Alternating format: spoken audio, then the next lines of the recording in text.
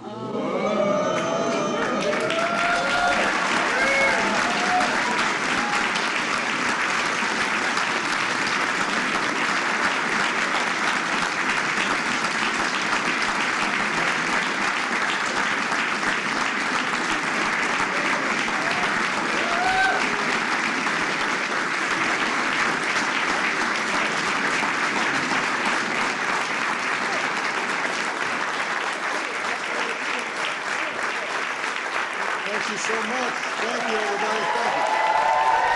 Thank you. Thank you so much. Please, everybody have a seat. Have a seat. Thank you. Thank you. Thank you. Sit down, everybody. Thank you very much. It is great to be back.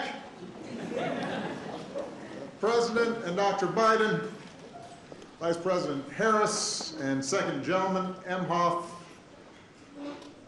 thank you so much for your hospitality. Thanks for letting us invite a few friends to the White House. We will try not to tear up the place.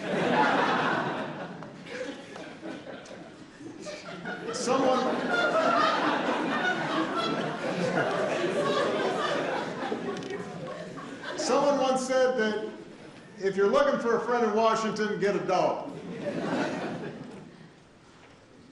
Our family was lucky enough to have two wonderful dogs.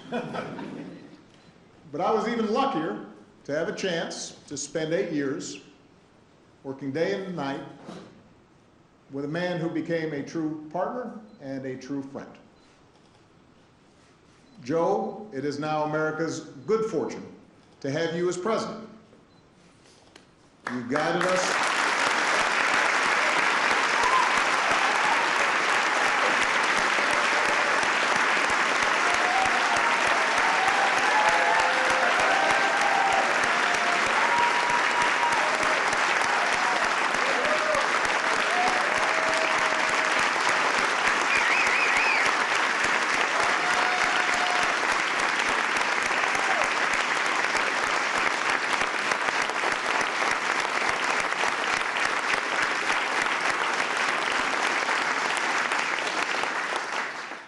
You have guided us through some perilous times.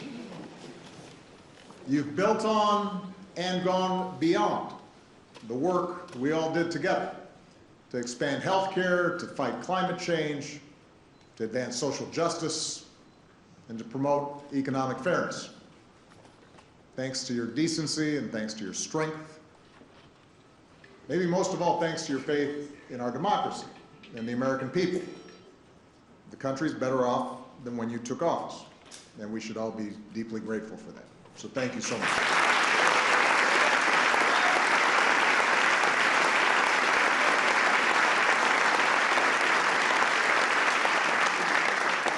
To all the former Obama-Biden staffers who are here in person, some of you are watching at home, thank you for being a part of this. When people ask me what I miss most about the White House years, it is not Air Force One that I talk about, although I miss Air Force One.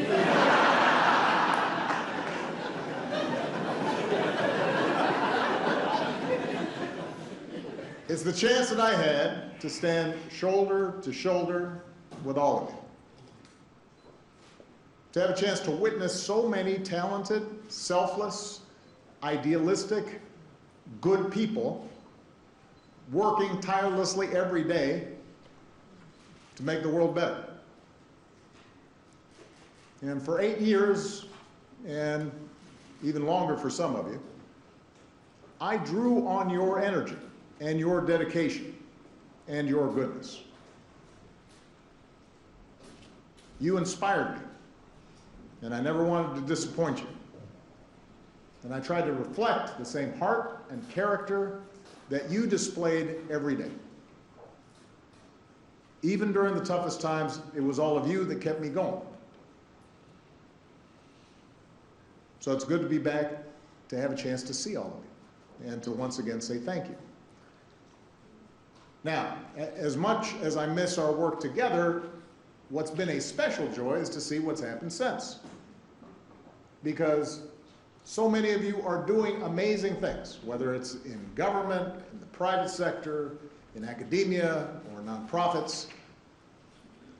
And I'm especially glad to see so many of you serving President Biden, as well as you served me. Although now some of you who, let's face it, you were kids back then, are now in charge and running the show, which is a little shocking. And may also explain some of the gray hairs I'm seeing on some of you. But it validates what I had always hoped, which was that our time together would only be the beginning of incredibly impactful careers. And some of you who I've had a chance to stay in touch with, you know, I'm thrilled to see that you've started families of your own. I am a little disappointed that I haven't heard of anyone naming a kid Barack yet, or Michelle, but there is still time.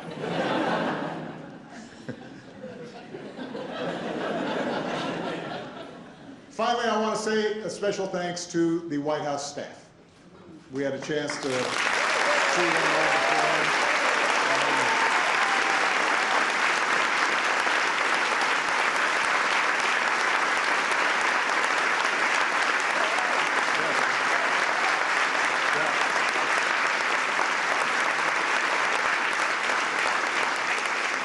You took incredible care of our family for 8 years, and along the way you became a part of it.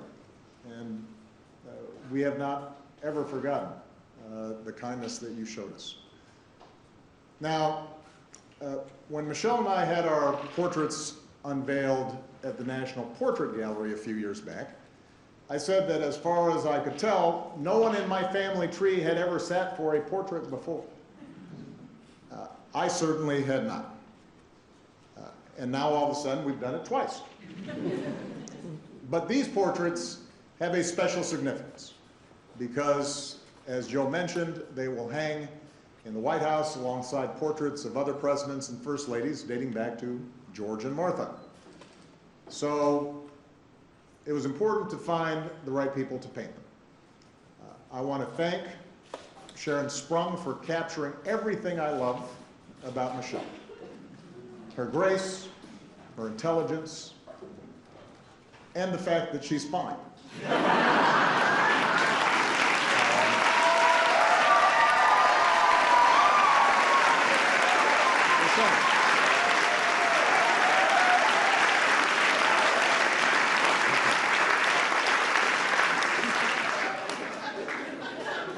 She is. The portrait is stunning. And I want to thank Robert McCurdy for taking on a much more difficult subject and doing a fantastic job with mine.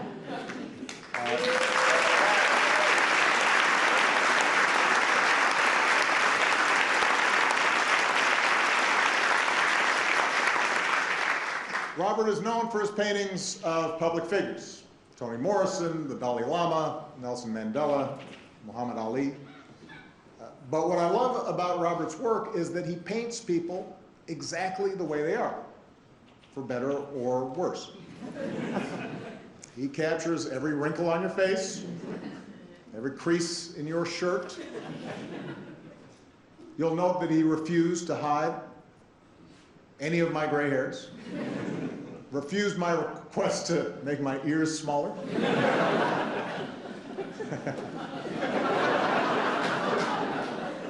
He also talked me out of wearing a tan suit, by the way.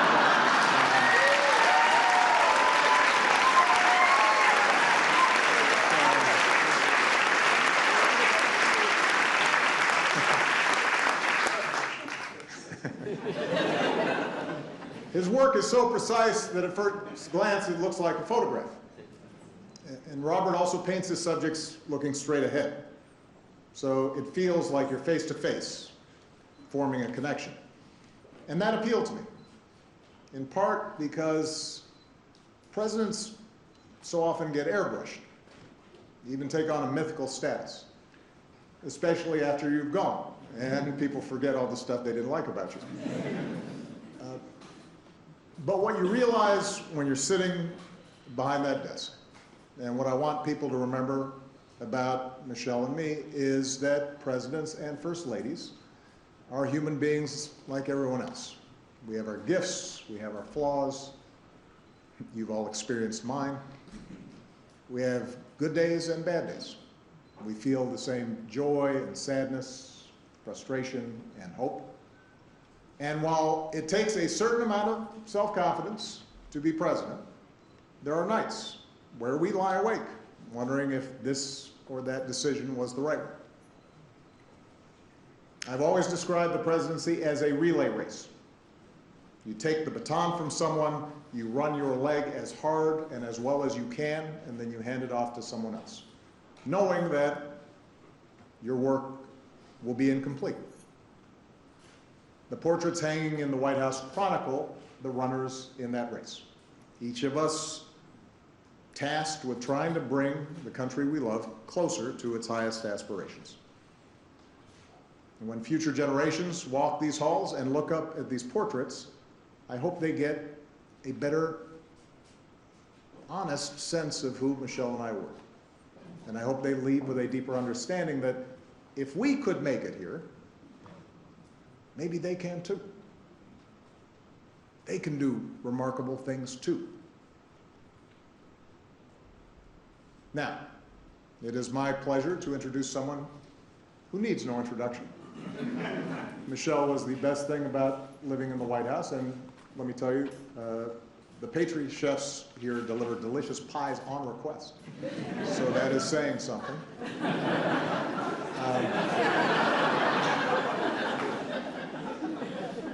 I could not ask for a better life partner, and in my humble opinion, America could not have asked for a better First Lady. Please give it up for Michelle Obama.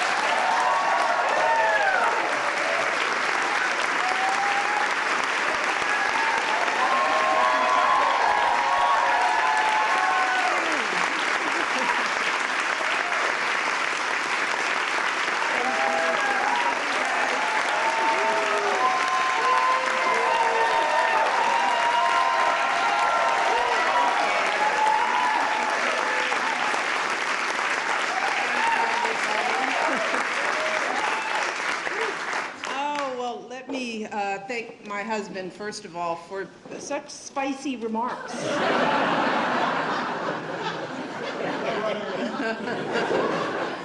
And of course, thank you to Joe and Jill, President Biden, and First Lady Jill Biden.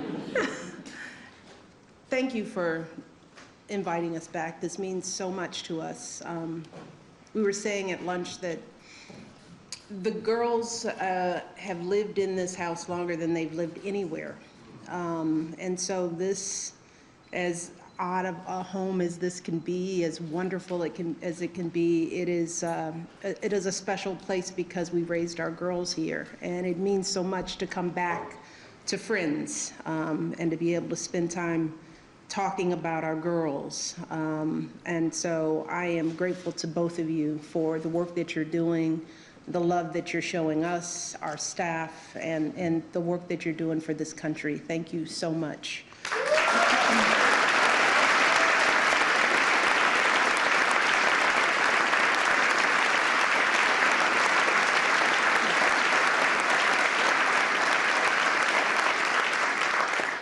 course, to Vice President Harris, and I love to say this, second gentleman, Imhoff.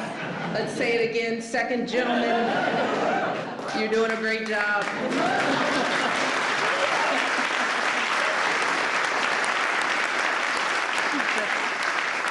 Thank you for joining us today. And I can't go any further without, of course, acknowledging all of the amazing staff, friends.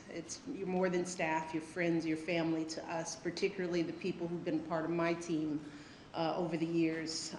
I don't have time to name everyone, thank goodness. But you all know who you are, from the campaign to the White House to today.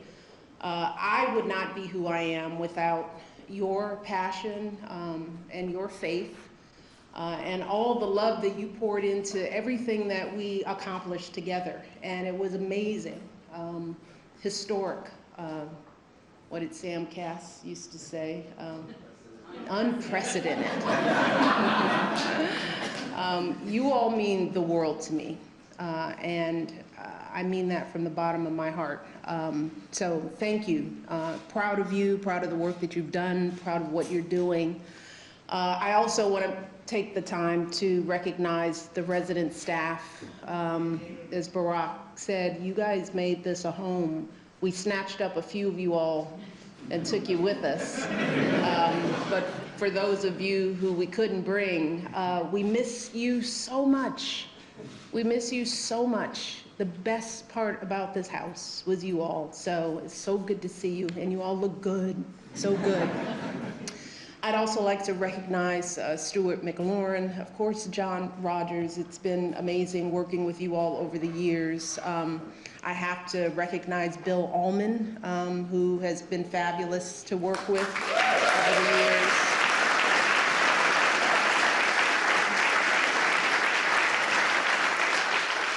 And of course, Thelma Golden and my dear friend Michael Smith for their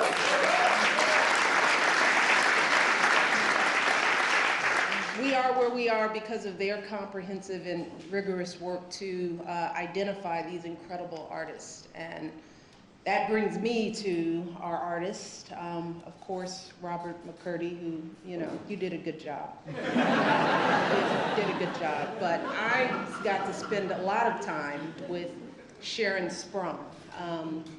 And Sharon now joins a small but mighty group of women who've painted an official portrait here at the White House.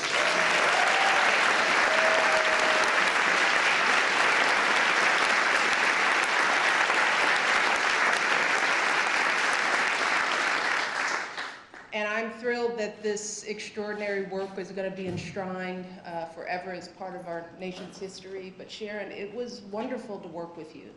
You are a true spirit. That's one of the reasons why we connected. Your work is phenomenal, but it was your essence, your soul, the way you saw me, the way we interacted, and it shows in this beautiful work. So thank you for your brilliance, your artistry, and your patience in this process. I remember I went to see the work in Brooklyn, and poor Sharon, because no one is supposed to know who the artists are, so her studio is her home. And so she had this piece in her home. You couldn't have guests over. You were frightened that it would get out. You just wanted it out of your space. And every year I thought about, she must be going crazy. So thank you so much. Let's give them both.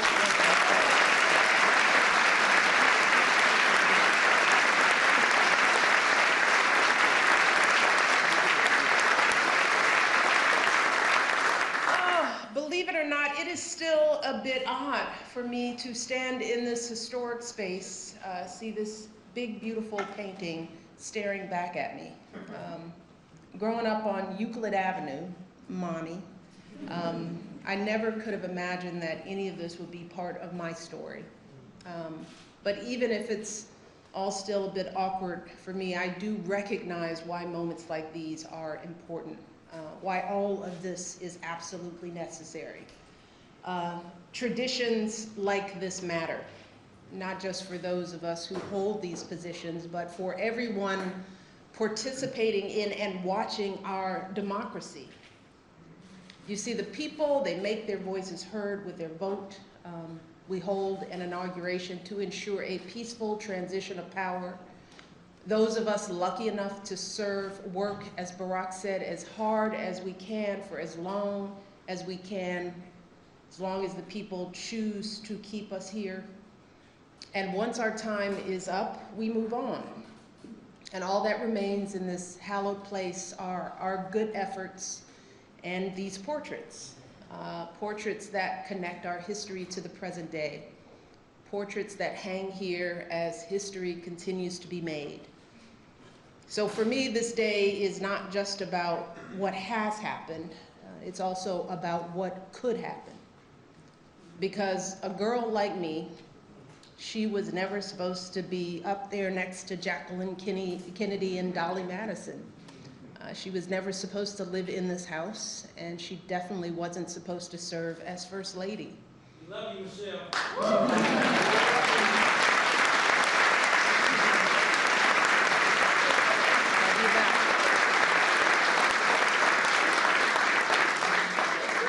But I've always wondered, where does that supposed to come from? Who determines it?